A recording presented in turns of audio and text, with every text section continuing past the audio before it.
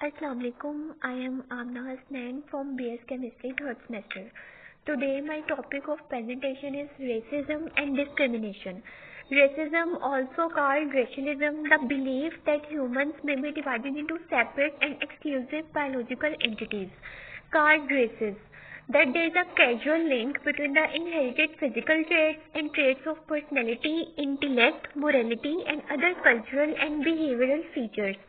That some races are innately superior to others.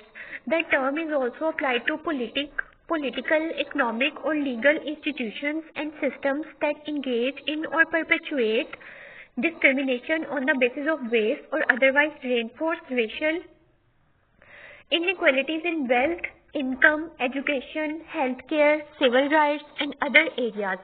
Such institutional, structural, or systematic racism became a popular focus of scholarly investigation in the 1980s with the emergence of critical race theory, an offshoot of the critical legal studies movement. Since the late 20th century, the notion of the biological race has been recognized was a cultural invention entirely without scientific basis.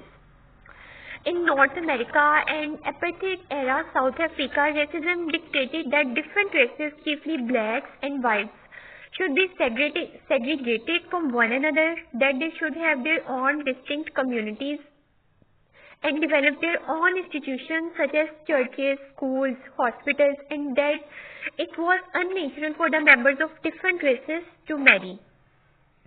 Historically, those who openly professed or practiced racism held that members of low status races, jobs, and that members of the dominant race should have exclusive access to the political power, economic resources, high status jobs, and unrestricted civil rights. The lived experience of the racism for the members of low status races includes acts of physical violence, daily insults, frequent and verbal expressions of the contempt and disrespect, all of which have profound effects on the self-esteem and relationships. Racism was at the heart of North American slavery and colonization and empire-building activities of the Western Europeans, especially in 18th century.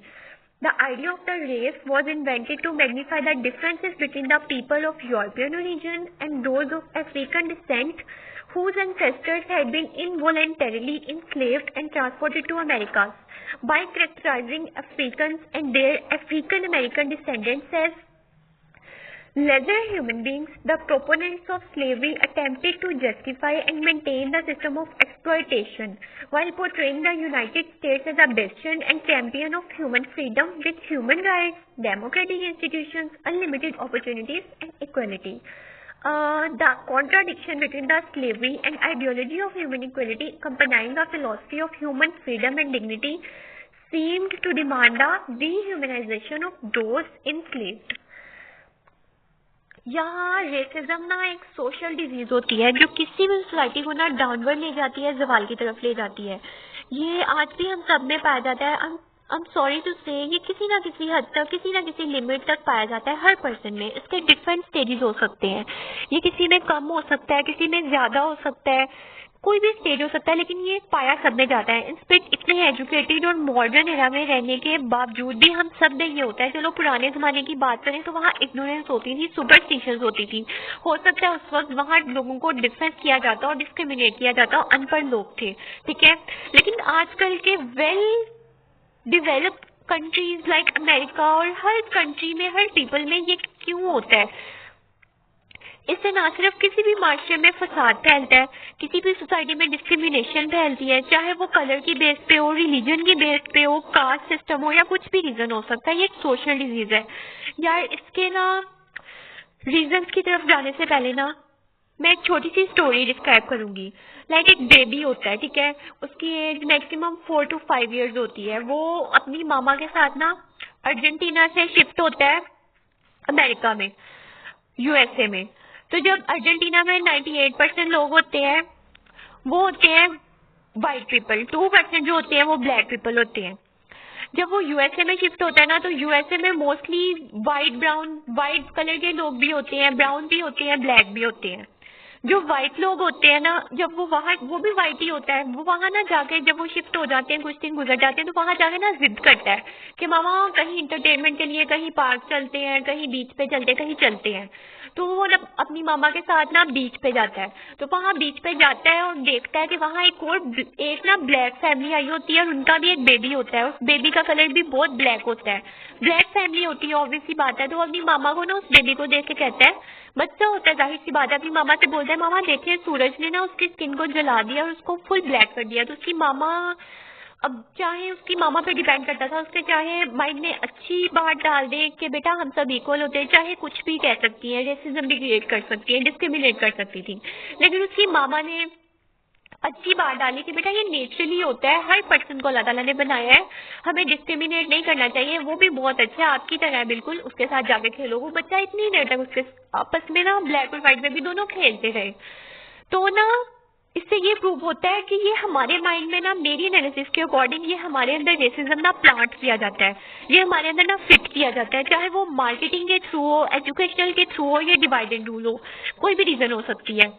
Like एक बच्चा जब पैदा होता है ना, तो वह खाली कागज की तरह होता है।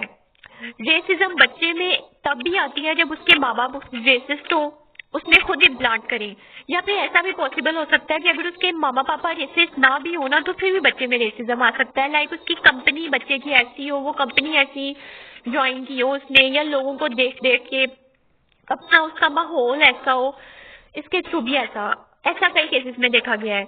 अब मार्केटिंग में लाइक हर चीज जो कॉस्मेटिक प्रोडक्ट्स होती हैं वो सारी कलर बेस्ड होती हैं। सिर्फ यहाँ ही नहीं बल्कि पूरी दुनिया में फेयर और व्हाइट कलर को ब्यूटी का साइन समझा जाता है। बल्कि हालांकि ये इग्नोरेंस वाली बात है, जमाना जाहिलियत की बात है। हर इंसान को अल्लाह ताला ने बनाया है, कुदरत ने बनाया है, कुदरती प्यारा है, नेचुरली प्यारा है, खूबसूरत बनाया है। हमें डिस्क्रिमिनेट नहीं करना चाहिए। हम इंसानों ने इसको डिवाइड कर दिया हुआ है, डिफरेंट स्टेजेस में इसको डिवाइड कर दिया हुआ है कि जो व्हाइट कलर है वो ब्यूटी की अलामत है और जो ब्लैक कलर है वो अगली होता है। इस तरह जब हम लोगों को डिस्क्रिमिनेट करते हैं, अपने आप से अपने आप को सुपीरियर और दूसरे को इंफीरियर समझते हैं, इसको कहते हैं रेसिज्म मीन्स नस्ल परस्ती। इसीलिए हम मोस्टली देखते होंगे कि जो हमारे टीवी पे एड्स चलते हैं, सोशल मीडिया पे एड्स चलते हैं, क्रीम्स के, फेयर लवलीज के, फेस वॉश, स्क्रब, ब्लीच, इनमें क्या बताते हैं कि ये चीज अगर आप इतने दिन यूज करेंगे, कम से कम टाइम में आपका ज्यादा से ज्यादा व्हाइट कलर होगा, ठीक है। तो हम वो चीज ज्यादा परचेज करेंगे, बजाय इसके कि अगर हम वही हमें बताएं कि ये कलर आपका ब्लैक कर देगी। तो कोई टीवी एड में या कोई भी पर्सन हमें ये बताए कि ये चीज हमारा कलर ब्लैक कर देगी, इस तरह कर देगी, तो हम कभी भी वो चीज परचेज नहीं करेंगे।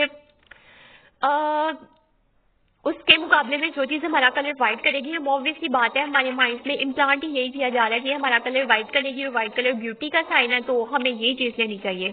तो इस तरह से वो अपने चैनल को, मार्केटिंग में प्रोडक्ट्स को इस तरह से वो ना मतलब प्रमोट करते हैं।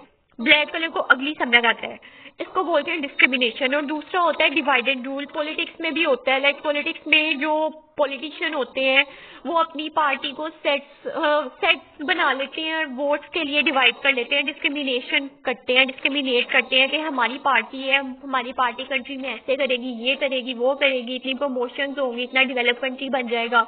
अपनी पार्टी को सुपीरियर बोलते हैं, दूसरी सभी पार्टीज को, ऑल द पार्टीज को इंफीरियर बोलते हैं कि ये कुछ नहीं कर सकती, ये बातें करेंगी। मोस्टली देखा होगा पॉलिटिकल इश्यूज होते हैं टीवी में, आप सभी डेली देखते होंगे, तो इसको भी बोलते हैं डिस्क्रिमिनेशन, ठीक है।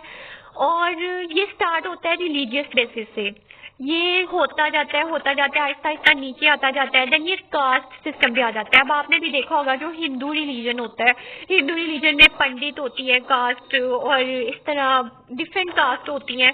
तो कुछ कास्ट होती हैं अपने आप को बहुत सुपीरियर समझती हैं और दूसरे को बहुत इंफीरियर समझती हैं, और इस तरह वो उन पर जुल्म करती हैं। इसको बोलते हैं रेसिज्म, नस्ल परस्ती। उनको मतलब अपने आप को सब कुछ समझना और दूसरे को कुछ भी ना समझना, जुल्म करना उन पे। और पाकिस्तान में मोस्टली ऐसा होता है। पाकिस्तान में भी कास्ट सिस्टम बना हुआ है, लाइक राई, मलिक, जट, और ये इस तरह के डिफरेंट, काजमी, नकवी, अरबी, सैयद, डिफरेंट कास्ट होती हैं। इस तरह से पाकिस्तानी भी मतलब एक तरह से हम कहने को मुस्लिम्स है, लेकिन मुस्लिम्स भी डिस्क्रिमिनेट करते हैं। तो मतलब ना कहने का मतलब ये है कि हर पर्सन ना, हर कास्ट अपने आप को सुपीरियर, अपने आप को मोतबर समझती है और दूसरे को इंफीरियर समझती है। तो ये ना एक सोशल इशू बना हुआ है, ये हमारे अंदर पूरी साइकोलॉजी बनी हुई है, ये हमारा माशरा हमें सिखाता है। ये मार्केटिंग एजेंसीज हो या फिर पॉलिटिकल एजेंसीज हो, पॉलिटिकल एजेंडा हो, ये सब पॉलिटिशियन भी हमारे अंदर ना ये चीज इम्प्लीमेंट करते हैं, हमारे अंदर इम्प्लांट किया जा रहा है, हमारे अंदर में ना एक प्रोग्राम सेट किया जा रहा है जस्ट अपने फायदे के लिए, अपने मफादात के लिए, अपने एडवांटेजेस के लिए, हाँ, कि उन्हें प्रॉफिट हो, उन्हें फायदा हो।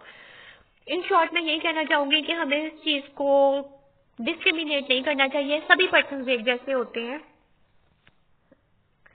तो इक्वलिटी होनी चाहिए और हमें खुद भी इस पे अमल करना चाहिए और दूसरों को भी इस पे अमल करने के लिए बोलना चाहिए कि डिस्क्रिमिनेशन अच्छी बात नहीं है। Okay, now I have completed my topic. Hope कोई मिस्टेक नहीं हुई होगी।